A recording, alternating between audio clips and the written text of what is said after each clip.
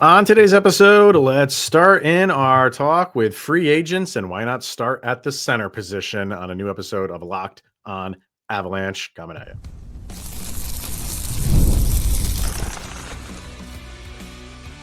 You're Locked On Avalanche, your daily podcast on the Colorado Avalanche. Part of the Locked On Podcast Network. Your team every day. All right, everybody, welcome to the Locked On Avalanche podcast, part of the Locked On Podcast Network, your team every day. I'm your host, Chris Maselli. With me, as always, is Mr. Shaggy Von Doom, Kyle Sullivan. Thank you for tuning in, making it your first listen of the day. That is always appreciated. If you want to get in on the conversation, join our subtext. Link is in the show notes below. Chat with Kyle and I one-on-one. We get your opinion, everything Avalanche related, and share it on this very podcast. We'll do that really throughout the episode. Like I said, we're going to be talking about free agent centers, and we will get to Sammy G's season grade. So all of that today. So yeah, let's just start right at the top and kind of dive in on free agent and free agents and free agency and potentially where the Avalanche could go in these different positions. I'm going to start at the center position, which is where you really should start all the time. Yet again, the Avalanche are kind of looking for a 2C. Where have you heard that before? Every year since the beginning. Every day. Yeah. And just the way that this market seems to be setting up, or really is set up. We know who's out there. I'm not so convinced that they're going to have their 2C for the future in this offseason. If it is, I don't know if it's coming from this crop of free agents. Maybe there's a trade that they have in the hopper that we're not seeing. And that's always possible. But if you are going to try to address the 2C issue with who's restricted and unrestricteds, maybe in the restricted you could find it. That gets a little dicey if you want to bring in a restricted free agent and sign him to an offer sheet. But for the unrestricteds, are there guys there? Sure. Can the Avalanche afford them? I don't know. Yeah, and see, Chris, this is the tricky situation the Avs find themselves in, because when you're looking at the list of UFA 2C caliber guys, yeah, it's not jumping off the page. Like, everybody stop. John Tavares, I know he's out there. Don't talk to me. Like, there's like your Mitch Marners, your high quality guys. Toronto's busting players up. We get it. I've already seen like John Tavares to the Av. Like, dude was carrying $11 million last year. Just let's stop. Okay, but let's talk about that though. But okay, that's where I was about to go. Okay. We talked about this yesterday with McFarland and not being considered for general manager of the year. What does he do next? Do you want to go, like, honestly, like when you're looking at the moves to go get Brock Nelson, that's a surefire winning move, but it didn't translate to him sticking around, or honestly, like that next level production that you were possibly wanting to have that avalanche effect on Brock Nelson. It just didn't come, and it wasn't there. And you're back looking for your 2C. When you're looking at this list, are you going to take another swing at another guy to get you through?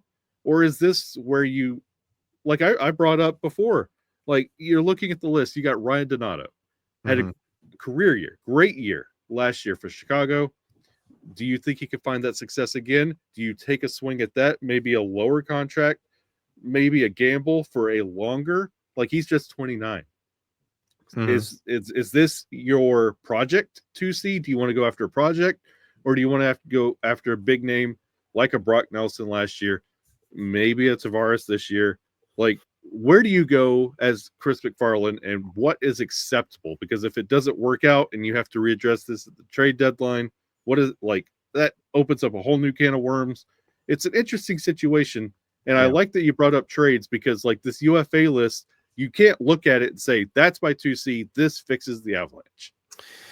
I don't know which direction the Avalanche are going to go in to address this issue again, but I'm pretty confident they're going to do something creative. Like I do feel like McFarland is going to make a deal, make a move to try to address it. I don't think they want a Band-Aid. I don't think they want to go out and just sign a guy for a year, or move, rearrange the deck chairs on the Titanic with what you already have to try to see if you can muscle through this year. I don't think they want to go that route. Could they? If nothing lines up the way they want it to, maybe they have to. Maybe there's no other option. But because I don't know, like you mentioned, like Donato, what's his pay going to be? I don't think his pay is going to be more than Coyle. No. And are you going to have your second line center making less than your third line center? I don't think that's how they want to arrange this thing. And I know, money's not the end all be on where you're going to position guys, but when it comes to free agency, how do you go to someone and say, we can afford you like $4 million and to be our second line center? And that guy's looking like, well, who's your third line center? Oh, Charlie Coyle, who's making $1.5 million or whatever it is more than you. You know what I mean? Is that the end all be all? No. Could it play a role for a guy that you're trying to bring in? Maybe, who knows? But you mention someone like John Tavares. You look at what he made last year, $11 million. He's not going to bring that much in this year, but he is 34 and a half years old. Don't do it. He's going to want like another, like he's not at an age where he's like, okay, just pay me half of what I was making last year and I'll be happy. I think he's still, he's still at an age where like, no, I feel like I should still get paid a decent amount. Okay. Is it in the realm where the Avalanche want to be? I don't know. Like I think they would look at Tavares. Well, I don't know if Tavares would look at the Avalanche. He just seems like, he's an East Coast guy. I think he's from Toronto or in the neighboring areas. So like when he went there to play for like his hometown, that was a big deal. I don't think he wants to leave Toronto. I think it's up to Toronto if they want to bring him back. If he doesn't, I mean, free agents are free agents. Anything can happen. I think the Avalanche would have some interest there. I get that. I really do. But then you're also looking back. We're having the same conversation around Brock Nelson, Ryan Johansson, like he's older, but he will do this. Like you had Ryjo's half of his contract eaten, and it was a cheaper get. Like Brock Nelson it was cheaper. Like if you didn't have the rogues gallery of two center that you had it in the past, this Tavares conversation might be a little bit more entertaining. But again, you don't know what that money is going to be. You don't know his interest level of coming here. And what can he still provide? Does it fit the Avalanche system? Yeah. Like, yes, he's a great hockey player, but so is Brock Nelson. And there was a lot of hype for Ryjo when he came in here. And that just doesn't translate. Like, the Avalanche effect doesn't seem to be working anymore. So it's going to be instead of the Avalanche system changing players, it's what are you bringing in when you come into the Avalanche? Does this translate with your line mates, which are probably going to be Nichushkin and Landeskog? Well, with Nelson, I think a lot of people wanted him to come back. I think a lot of people were okay if he came back because now you're getting, that whole thing that we talk about. The off season, you stay in the area, you become more buddy with some of the guys on the road, like all of that stuff, and then you get a full year with your new team essentially, right?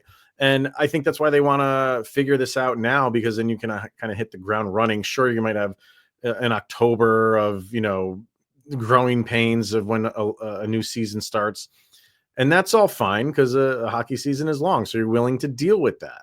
But for someone like Tavares, yeah, I mean, he's 34 years old, yeah, 75 games played, 74 points. It's darn good. Yep, it's darn good. I think they would like it. I've had a lot of people comment to me saying like, Why don't they just move Landeskog to the 2C? I don't think that's going to happen, people. Like that he's at he's 33, 34 years old too. Like, he's a winger. His natural spot is playing on the wing. I don't think at a stage in his career now you say like, hey, now you're our everyday starter at center. That's a big undertaking for anybody, even someone of Gabe Landeskog's talent.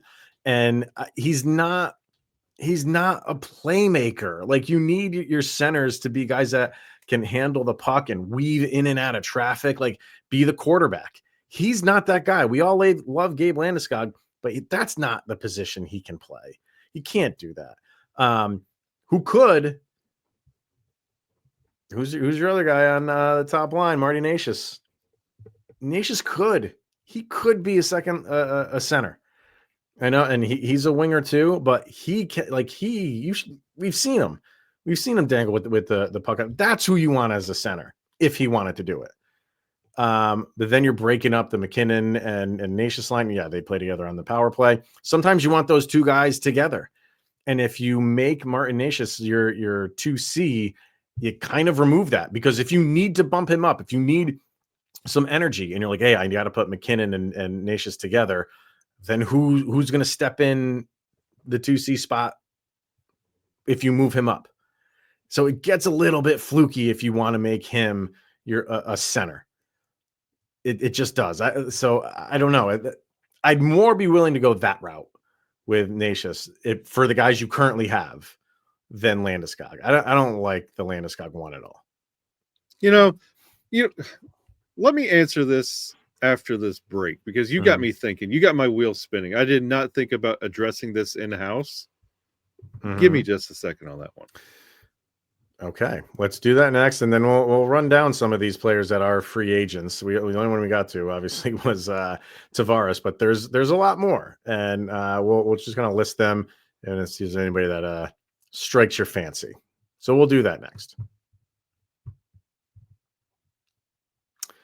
First, we're going to hear from Wonderful Pistachios. If you're looking for a snack that is both delicious and nutritious, crack into a good source of protein with Wonderful Pistachios. It's one of the highest protein nuts. Each 1 ounce serving has 6 grams of protein, giving you over 10% of your daily value. Plus, they're packed with fiber and better for you unsaturated fats to help keep you feeling fuller for longer. Get snackin' and get crackin' with the snack that packs a protein punch.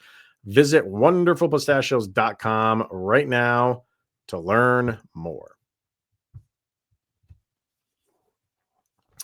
All right, let's continue some free agent center talk. And we were talking about in-house people, if you wanted to go that route. And the wheels seem to be spinning in the Shaggy Von brain over there. So go ahead. It's a fascinating, like, do the Avs really need to go out? Because, okay, to your Landeskog point, I agree with you. Because, look, I get it. We love Landy. I love him to death. But that's not a long-term answer to the 2C spot. Right. And, again, he played a handful of games, and we're already getting ready to anoint him 2C. Like, we're talking about working him up from the 4th line. Yeah. And here we are, like, 2C, like, put him on, like, guys, let's still take it easy with Landeskog. And still, that's not a long-term option for 2C. The Necas thing, I think, is interesting. Like, can you play around and flip around? And when we go over this list, keep that in mind. If you're following along, like, does in-house, can you hold it together? Maybe even promote an Eagle after preseason and camp to bolster, like, a 3rd or a 4th. Like, promote from within. Can that hold you over to the trade deadline till somebody else goes and takes a big swing on one of these 2Cs and it doesn't work and you get them for a discount? Like, it's something to keep in mind. And that's a very fascinating point that I did not even think about, because again, we're so conditioned to be like, something's broken. Where's the UFAs? Go get that person, plug it in. Right. But promoting from within, something we screamed about for a while, that might be an option. They tried, the New Hook one's the one that jumps out to me that they tried. But the way you're doing it this time around, if you go that route, it's like you got to move a guy to that position that it's not his natural position. You're going to have to bring Drew in back. Are you okay with that? Yeah, you would. So, free agent centers, I just want to kind of go through them. And this is the other thing I got here. Usually when we do this, we exclude restricted free agents.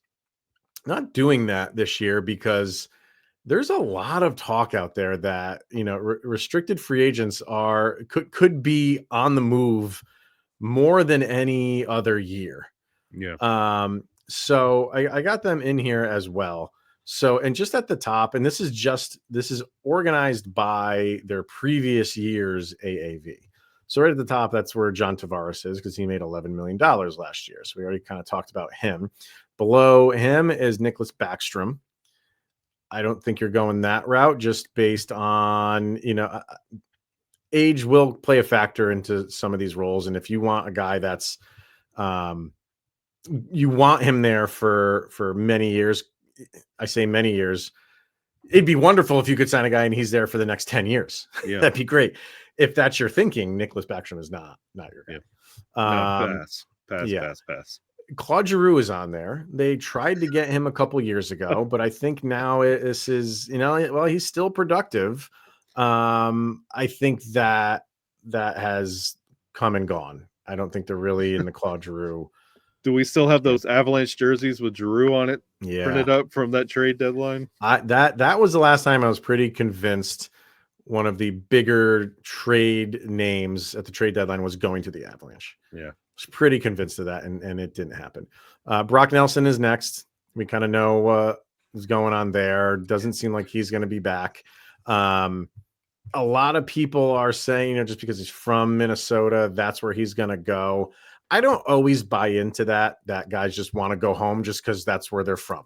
Sure, that's a selling point. But I don't just buy into that's just, they're not dealing with anybody else and they're going right home. Could Nelson go there? Sure. Absolutely. And if he does, I'm going to go down the list a little bit more. One of the first RFAs on this list, and you are hearing a lot. Where are we here? I got it. Here we go. I had it. It went away from me, but I got it back. You're hearing a lot of Marco Rossi leaving or wanting the brass at Minnesota, moving on from him. Yeah. I sent Seth of Locked On Wild a message and like, what's up with this? And he was just really, it was just a brief conversation, and he's just like, they don't like his size. They wish he was bigger. And there's Avalanche fans right now who just heard me say that and screaming, well, we don't want him either then. But Marco Rossi can play. He can play.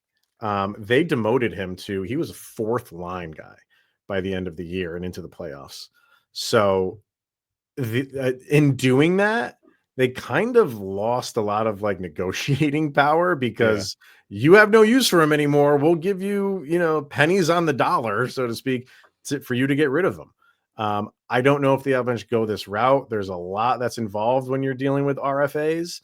But he's intriguing to me. He really is. And I know he's a little bit undersized, and, the playoffs are a grind. And I think that's maybe part of the reason why they moved him down, but his production is there.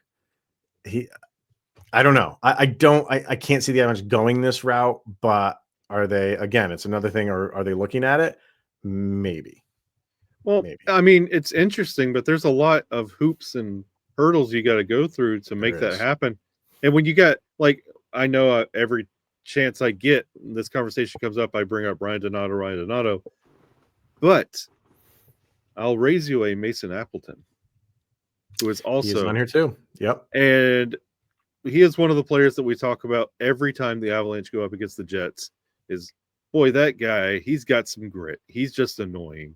Mm-hmm. And the opportunity to have that incorporated into the Avalanche lineup as a 2C, he's not commanding. He didn't command a lot last year. It's 2.7.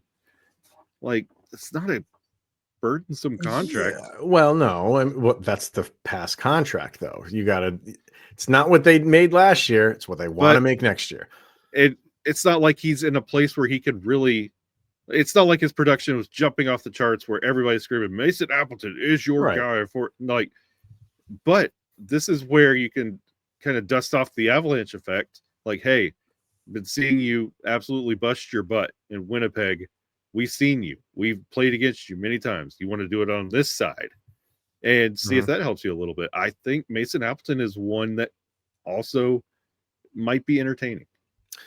Other centers on here towards the top, you got Yanni Gord, Mikael Granlund. I'm interested to see where he goes. I don't know if the Avs are in on him, but good player. I think there's going to be a big market for him. That'll be interesting to see where he goes. Sam Bennett, we've talked about him before. I don't think he's going anywhere. I think he absolutely loves it right where he is. How could you not? What's that? How could you not? Yeah, no, you're in a good spot. But you know, does it come down to money for him? Maybe we'll see. I think there's a lot of Avalanche fans that are kind of honed in on him and feel like that would be the answer. Great player, but I just don't know if the Avalanche are in it because I feel like Bennett's list is very short and it's Florida, and that's really it. You got Tanev is in there. You know, two. You mentioned Appleton already from Winnipeg. You know, Tanev and another restricted free agent, Gabe Velarde, is on there as well. I don't think Winnipeg lets him go, but could be interesting. And another restricted free agent, which I surprisingly am hearing in the Marco Rossi world of moving on from him, and I don't really understand why. Mason McTavish. Interesting. Over on Anaheim. Would love that guy. Would absolutely love that guy. I don't know if this is just media talking in the offseason and throwing names out there, but I think Anaheim would be stupid to let him go and trade his rights away. I think they would be dumb to do that. I don't think they're going to do that. If he is on the market, I think the Avalanche should be right at the front of that line going to get that guy. He is a good player. Well, don't wait around on that. Robbie Fabry is also available. He is. And he's unrestricted. Yes, he is. But he's not. I'm not putting my eggs in the 2C basket for him. No, but he's not. Promote from within. It's a nice piece to add. Yeah, I'm not 100% sold on it. Just not. But it's again, like with the restricteds, do the Avs, it's the promote from within. Is this list enough? Do you want to go through all the hoops and go through all this, maybe pay a little extra, go through all this additional work for it not to work? Or like the Avs are in a tricky spot with that. What you could do, if we go back to the Marco Rossi thing, because you have till July 1st to deal with your current free agents. So you have their rights until July 1st. So I'm thinking this like on the fly. If you wanted Marco Rossi, you could essentially trade rights for each of those guys. You could trade the rights of Nelson to Minnesota. If he wants to go to Minnesota, you could trade his rights to them. And they could trade Marco Rossi's rights to you. And then you have until, well, and then Marco Rossi's is restricted. So he would be yours. You know, that's a different realm of dealing with a contract negotiation for restricted than it is unrestricted. But if that's where Nelson wants to go, then you can trade his rights there. And they have until now, and I believe they could give him an 8-year deal instead of a 7-year deal if he becomes unrestricted. Believe that's how it works. Minnesota doesn't do that. What are you talking about? Well, they do it, and then they buy you out after 2 years. They give you 14-year deals. Yeah, exactly. So that's where this stuff just gets a little bit crazy. So that could happen. I mean, you have a chip. If he told you, like, I want to go to Minnesota, that's a chip that you can play. Not a bad move. It's not, because I don't think he can tell Minnesota that. I don't think he can tell, because that would be tampering. Yeah. So I don't think he can go tell Minnesota, I'll just wait it out. I mean, he could essentially do that and then just go sign with them. Obviously, he could do that. But yeah. I don't hate that move. I don't hate that move. All right. Thinking out loud here, folks. Thinking out loud. Dear Chris McFarland. Yeah. A couple more on here. Obviously, Matt Duchene is on there. That is going to get talked a lot about. I think he likes it in Dallas, though. I don't really think he moves on from there. And again, it's unless Dallas wants to move on from him, which I think they're very happy with how Matt Duchene, what he's given them. Jack Roslovic is another guy that's, I think you brought him up. Did you not? Mm-hmm. Yeah. Yep. And Trent Frederick is on there, who he's one that I was hoping the Avalanche should go after at the trade deadline. I don't think he is an answer for 2C, but this is just another one where it could be a good piece of the puzzle. This is your Mason Appleton. Yeah. I'm not against Appleton. I like him. I do like him. But I got Nick Bukestad is in there from Utah Hockey Club, and I'm just going to call him Hockey Club till I get used to saying until the end of this end of the season. Donato's in there. Morgan Geeky is in there. Nico Sturm. Yeah, Avalanche legend. Yeah. So an Avalanche team with Drury and Nico Sturm, we're never losing a face-off again. Right. But here's the thing, man. Like, of all those names that we're going down listing, like, with the exception of like Tavares at the top, nothing's moving the needle. Right. Yeah. Right. So is that where the Avalanche go? I don't know. I think they need to get a little bit more creative and look for a guy that is a free agent next year. So you have him under contract for a year. Don't worry about it for this year and address it next year, hopefully. But there's nothing there where you can zero in and be like, that is our guy that yet again solves the problem that seems to be unsolvable for the Avalanche. In 2026, UFAs are going to be crazier than this one. So it's a good list over on 26. So interesting discussion as always with an off season. So those are the centers. We'll do the wings. I don't know if we'll do left or right. We're gonna do left. Start with left. Why not? We'll do that. We'll do that next episode. All right. One more thing to do today, and that is a Sam Girard grade. We will do that next. Moving along with our season grades, as we always do, and alphabetically as we do them. Sam Girard is up next for his season grade. I have his stats for the year. 73 games played, 3 goals, 21 assists, 24 points. Sammy G was a +7, and in Sam Girard world, that's a big deal. Again, plus minus is what it is. But he seemed to be hit by the negative bug for a while. Although last year he was 0. He was even.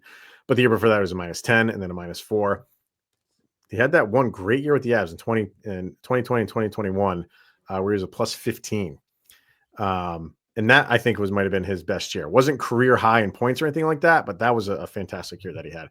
But they rely on this guy. He does almost 21 minutes of ice time. He's on their second unit power play. He for all of the guff that this guy takes, I thought he had a very solid, sound year. Yeah.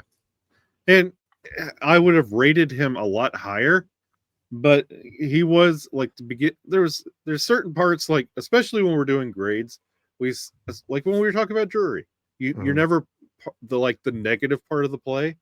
Like Sam Girard is like, you see the 49 when a goal is being scored because he's out of position, but he makes up for that too. Like he's a Sour Patch Kid when it comes to his play. And I mean, I like his game, and the Avs have played with him for so long. Like they've adapted to his game too. So, I mean, I rated him accordingly. He could be so much higher, but when he's out of place, he's out of place. And everybody starts harping on his size and this and that, but he is a dynamic player, and he could be like, he's got another gear. I just don't know if we'll ever see him get there. I think there's nothing out there to make me believe that he has that other gear. But what he's got right now, I'm okay with. And I don't know if that's a good thing or not. And I don't know if the Avalanche like that or not. Like, I think they like him. I think they like the player, and they like what he can do for the team. Can you get to that next stage with Sam Girard? I don't know. I think that you have gotten as much juice as you can out of Sam Girard. And it's not like he's going to come in this season and just knock your socks off and be like, whoa, where did that come from? Yeah. But what he gives you is good. But is it enough? And is it enough to get over these first round exits that you're coming into contact with every single year? Is it enough to get to the conference finals? Is it enough to win a Stanley Cup? I think there's a lot of people out there saying no. There's a lot of people saying like, yeah, he's a good player. He's a great puck mover. Yeah. But yeah, he is undersized. And for a team that's, defensively that wants their defensemen to engage and kind of be involved offensively, he is. When it comes to like facilitating and passing the puck, I really wish he would score a few more goals. Yeah. To score 3 goals on the season to me just isn't enough for as much of offensive ability as he has. But I would like to see that and look at his shooting percentage. Like I don't know. Oh yeah. There, shooting percentage. That's the one part where it left a lot to be desired for this year. His worst shooting percentage ever at 3.2%. That's not good. That's the bad. The good with Sammy G is, like I said, like defensively for his size, he's a pest. Mm-hmm. He's not going to knock guys out. He'll pin you up against the boards and then just try to, push the puck away from you. That's his defensive game. He's figured out how to make it work for him and use his size to the best of his ability. And then when he's in open ice, he's a great puck mover. Great at zone exits, great at zone entries. Like that's his bread and butter. And if that's all you get from him, again, are the Avalanche happy with that? I think there's a yes and no to that. And I have the NHL Edge up on YouTube right now, and you see a lot of that. Like a lot of this stuff is good. Top skating for his speed is in the 87th percentile, like his web here, as I call it. All of this stuff towards the outside, that's all good stuff. Speed bursts over 20 miles an hour, 88th percentile. Skating distance, 80th percentile. So yeah, he's skating all over the ice when he's out there. Shots on goal, 74th percentile. But look at that shooting percentage. That is like almost right. They won't embarrass you if it's below 50% and tell you exactly where it is. They'll just say below 50th percent. But you can see that's almost right in the middle of that chart there. So he's at like the 1 percentile. Like it's not good. But all this other stuff you're happy with. You just want to bump this thing out here a little bit more, and his shot speed is what it is. But like I think he's just had a solid, sound year, a Sam Girard season. And are you happy with that? I think a lot of that shooting percentage has to do with all of his other percentiles, like his skating speed and his bursts. It's because he's always doing that. He's always buying additional time. He's always taking it behind the net. He's doing that loop-de-loop, going round and round and setting up. And when he does fire that shot, it's never in a good position. It's just to get it on net, either to change out forwards or just to create some pressure.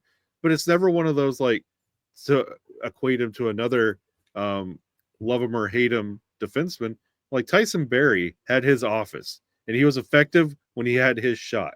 Mm-hmm. I would like to see Sam Girard take more shots set up. Like a pass comes to him, take that shot instead of trying to create with that speed. Like it's nice that you have it, but we don't always need it. Like take more set shots, and I think that percentage comes up a lot. You wonder how much it creeps into his head because he does seem to pass up shots a lot, quite a bit to give that extra pass. So you wonder how much of that is in his head. So as far as the grade goes for Sammy, let's bring that up too. I gave him a B+. I thought it, for all, and I don't think I changed that picture. I left Jack Drury up. I left all of Jack Drury's stuff up there, and I didn't change it to Sam Girard. Let me do that real quick. And through the wonders of editing, there you go. So yeah, I gave Sammy G a B+. You gave him a B-. Everybody gave him Bs over on social media. So I think everybody's kind of in the same world as that. I don't, whenever we do this, there are some people who will like hone in on one play and in particular, like things that happened in the playoffs. And I had a few people comment on that last goal that it really wasn't his fault. The one that went, ranted in behind the net and kind of just threw it and it hit his stick or skate and it kind of went in. If you're gonna, whittle down a grade to one individual play, I can't help you. Then feel free to do that. We live in a free country, but I'm not gonna dock him and bring him down to a D- because of a play like that. Overall, I thought Sam Girard had a good season, and I think it's deserving of a B plus. And having said that, I think like that's his max for me. He's been around long enough where I don't know if he can reach and get into like the A's or anything like that. Yeah, and that's honestly a good way to summarize it. Like you can look at the grades, like B's in the trap, but is this what you want? Like what we were just doing with the 2C. Like, is this B level defense going to win you a Stanley Cup? Or can you look at what's out there and could you do better? Instead of just saying, yeah, the gang's all here. We know exactly what you're going to give us. We know exactly what you're going to give us. This B, C level that you've had to endure for so long because of the financial issues. Like, is this acceptable? Is this going to win you a Stanley Cup? This might be the year that it's a good question to say, is this worth it? Especially carrying that $5 million contract. It's sticking. That's a big one. Yep. I mean, and I brought up Tyson Barrie before. You moved on from him to get a better player at the time, and Nazem Kadri. Is this a piece that you want to move on from to improve your defense a little bit and possibly bring another player in? Mm-hmm. This might be the season we talk about that seriously. A couple comments here at Madam Battle Axe. She gave him a C-. I know Sammy G has done great things, but unfortunately, the last thing people remember is him not blocking that shot. I'm neutral about him staying, but I really think he needs to step up a lot, is what she says. No lies detected. No, I get it. And then Vargar gave Sammy a B. Sammy G had a really solid season, but the team needs to make some changes. So because of his cap number and the growth of Sam Malinski, he's likely expendable. I've said that myself. I'm high on Sam Malinski, and not only for the cap number that he's going to be going against you for next year, which we'll see what that is. But I just feel like he has worked himself into an everyday player, and he can give you more if you give him more time. Yep. So I'm really high on Sam Malinski for next year, and I think that's kind of the route the Avalanche go. If you ask me, let him kind of slide into that second pairing. Maybe that is a little bit of a risk. That is a risk I'm willing to take with Sam Malinski. I'm too. And we'll see where it goes. But we don't know. We don't know if this is it for Sam Girard. But if they've said many times that they love him, and I believe that. But it's also a numbers game. It's also a business. So do you keep guys around just because you have a soft spot in your heart for them? No. And if he does come back, I think he'll have another solid season. But are we going to be talking about the same thing next year? Maybe. Yeah, I think Sam, like, it's one thing to like a player. I get it. Like, I like peanut butter and jelly, but I also like steak quesadillas more.